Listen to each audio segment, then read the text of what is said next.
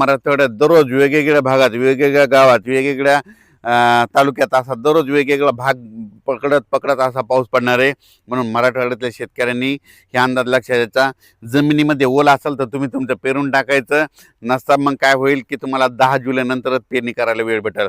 कारण की हे आता मी सांगू शकतो, मी माझ्या शेतात ते 4 दिवस झालं वापसाच होत नाही. आम्हाला पेरायचं आहे पण पेरणी करताच येईना. म्हणून शेतकऱ्यांना ज्यांच्याकडे ईदभर ओल आहे त्याने पेरणी करून टाकायची मराठवाड्यातल्या शेतकऱ्यांनी. त्याच्यानंतर विदर्भातल्या शेतकऱ्याला सांगू इच्छितो, विदर्भामध्ये आज देखील 27 पासून ते 8 जुलैपर्यंत चांगला दररोज वेगवेगळ्या भागात जोराचा पाऊस पडणार आहे.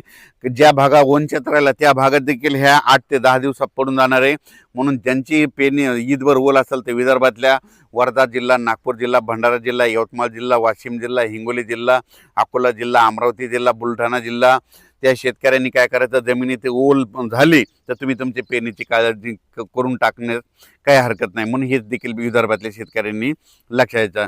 पण राज्यात सांगायचं झालं तर म्हणजे 1 जुलै ते 8 जुलैच्या दरम्यान मी म्हणलं होतं ना, जुलैमध्ये पहिल्या आठवड्यात राज्यात पाऊस खूप पडणार आहे. मग सगळ्यात जास्त पाऊस मुंबईकडे पडणार आहे, पुण्याकडे पडणार आहे, संगमनेर, अकोला, ओझर, विघ्नर कारखान्याच्या परिसरामध्ये मुसळधार, अतिमुसळधार पाऊस पडणार आहे.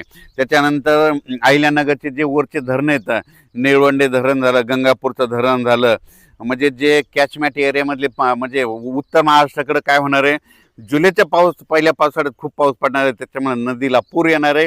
त्याच्यामुळे बऱ्याच मोठ्या धरणामध्ये आवक यायला सुरुवात येणार आहे. म्हणून हा अंदाज सर्व शेतकऱ्यांनी लक्ष द्यायचा. शेतकऱ्याला सांगू इच्छितो, शेतकऱ्यांना ज्या भागात अद्यापही पाऊस आलेला नाही तर म्हणजे ह्या 27, 28, 29, 30 ह्या 4 दिवसात येईल. पण त्याच्यामधून जर काही गावावर जर उरले तर 1 जुलै ते 8 जुलैमध्ये पाऊस पडणार आहे आणि त्या शेतकऱ्याची पेरणी होणार आहे. म्हणून शेतकऱ्यांनी घाबरून न जाता हे अंदाज लक्षात घ्यायचा. आणि त्याच्यानंतर सोलापूर जिल्ह्यासाठी धाराशिव, लातूर आणि सांगली, बारामती ह्या पट्ट्यातल्या शेतकऱ्याला सांगू इच्छितो, तुमच्याकडं आज म्हणजे 27 तारखेला आज बऱ्याच भागात पाऊस पडणार आहे. पण 28, 29, 30च्या दरम्यान पुन्हा काय होणार आहे, आणखीन थोडा भाग कव्हर करणार आहे. पण त्याच्यानंतर काय होईल, नंतर 1 जुलै ते त्याच्यामध्ये सरी येत राहतील. तुमच्याकडे जर ईदभर ओल झाले तर तुम्ही तुमचा पेरणीचा निर्णय घेऊ शकता. पण तुम्हाला एक सांगू इच्छितो, म्हणजे पश्चिम महाराष्ट्रातले हे 2-3 जिल्हे आहेत, म्हणजे सांगली जिल्हा, साताराचा इकडचा अलीकडचा पूर्वेकडला भाग, त्याच्यानंतर सोलापूर जिल्हा, धाराशिव जिल्हा, ह्या पट्ट्यातल्या शेतकऱ्याला सांगू इच्छितो की तुम्ही काय करायचं, जमिनीमध्ये जर ईदभर ओल